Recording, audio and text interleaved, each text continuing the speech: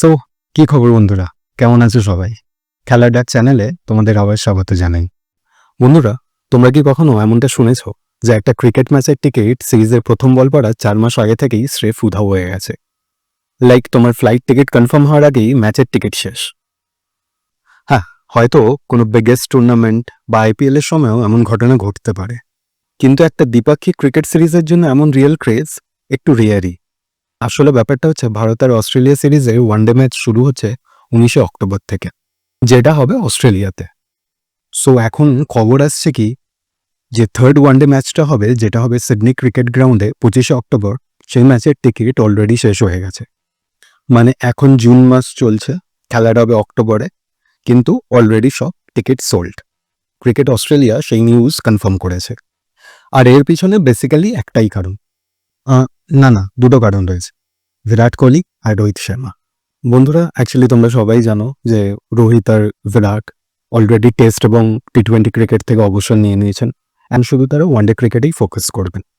তাই এই দুই মহাতারকাকে একসাথে খেলার দেখার সুযোগ খুবই লিমিটেড, আর এই লিমিটেড সুযোগটাই কেউ হাতছাড়া করতে চাইছে না। আর সেই জন্যই India Australia one day series particularly খুব ইম্পর্টেন্ট হতে চলেছে দর্শকদের জন্য। তারা এই মাস ইভেন্ট থেকে নিজেদের আর বঞ্চিত করতে চাইছে না। অ্যাকচুয়ালি ফ্যানদের জন্য এগুলো, এই ওয়ানডে সিরিজটা নিছক একটা ওয়ানডে সিরিজ নয়, এটা কাইন্ড অফ একটা সুযোগ বলতে পারো, যেখানে বিরাট আর রোহিতকে শেষবারের মতো হয়তো অস্ট্রেলিয়ার মাটিতে খেলতে দেখা যাবে। Like the chances are very high কি বিরাট আর রোহিতের এটাই অস্ট্রেলিয়ার মাটিতে শেষ সিরিজ হচ্ছে। প্রতিটি ইনিংস একটা নস্টালজিয়া হয়ে থাকবে, আর এর জন্যই পুরো ব্যাপারটাকে অ্যাবজর্ব করতে চাইছে ক্রিকেট প্রেমীরা। ইভেন ক্রিকেট অস্ট্রেলিয়ার এক্সিকিউটিভ জেনারেল ম্যানেজার ইভেন্টস অপারেশনের জোয়েল মরিসন নিজেই এই অনুভূতির কথাই স্বীকার করেছেন। তিনি বলেছেন, ভারতীয় সমর্থকদের এই নিরন্তর জোরালো অংশগ্রহণ দেখে আমরা অভিভূত। রোহিত আর কোহলির মতো কিংবদন্তিদের মাঠে দেখার প্রত্যাশাই হচ্ছে মূল কারণ। তাই সিডনি ওয়ানডে ম্যাচ একটা ব্লকবাস্টার ম্যাচ হতে চলেছে। আর শুধু এটা নয়, ভারতীয় ফ্যানদেরও বিশাল উপস্থিতি অস্ট্রেলিয়ার স্টেডিয়ামগুলোতে ভারতের হোম গ্রাউন্ডে পরিণত করবে।